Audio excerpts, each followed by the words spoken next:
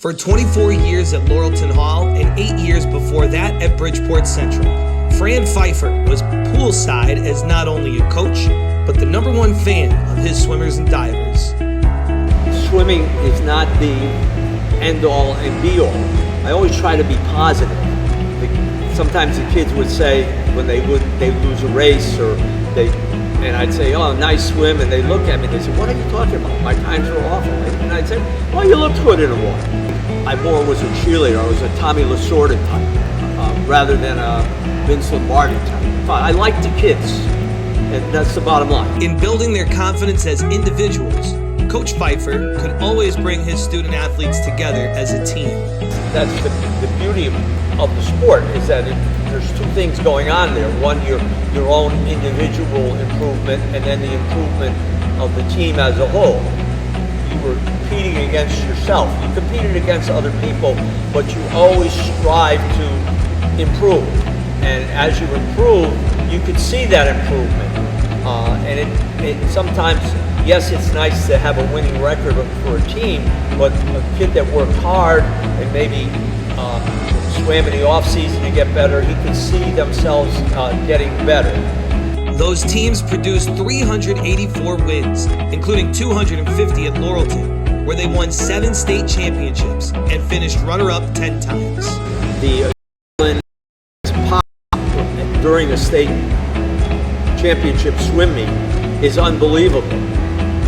I had a parent once tell me that after one or two in a row, parents were so psyched up that they said, "We got to keep these kids swimming because I haven't had this much fun in 15 years. I want to do this again next year." And I said, "Well, just keep those kids in the water." But the bottom line is, I got good swimmers. We got good kids walking through the door. Every couple of years, we would reload with 2 or 3 girls that would come in here and would be in the finals of the state championship year 1. Always understanding and with their academic and overall wellness in mind, Coach Pfeiffer always fostered an environment where his student athletes could succeed in the classroom and in life as much as they did in the pool. There's a lot of pressure on them. There's pressure from their parents put pressure on them to do well. The school puts pressure on them to do well academically. They're trying to get into school. They're trying to get careers. I think for students, being involved in a sport gives them structure.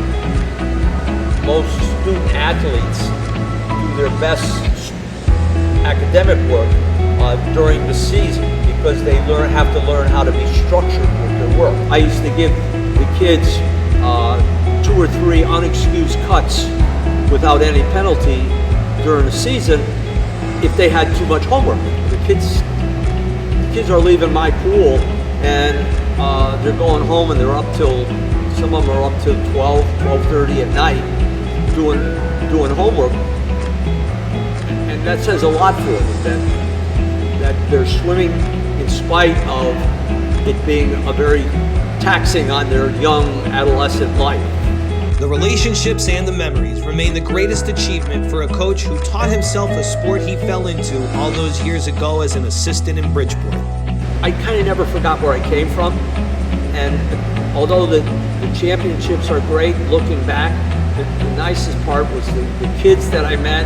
Although the kids at Laurelton spread out all over, periodically you see them. You see a parent someplace, and the kids are all positive, and they say, "Oh, those were the best times. We had a lot of fun," and I think I like that. Yeah, it's certainly an honor to be selected because you don't initiate it yourself. Somebody has to look over your body of work and say it would be a good candidate. So that's kind of flattering, because sometimes, especially in a minor sports, you don't think anybody's watching.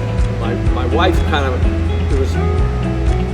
there was times when she had to bite the bullet when I wasn't around. With 3 kids, and she did a lot of the schlepping. So without her support, it would have been tough over the years. And then team coaching here, when we coached at night, I was out a lot. I have to thank my assistants over the years. My assistant Paul Katz kind of came on board, and he was extremely extremely knowledgeable, being an All-American from Yale. And he gave me a little more longevity because the batteries were starting to get low. Amy Bouget was with me for about 10, 12 years. And after she moved on, this fella, Chris Spearing, came on board, and he had good credentials. He was a Fordham diver and had national recognition. And he was a kid person too. I do have to thank the administration at Laurelton. They were always supportive because it was who we are. We always wanted to do things the right way.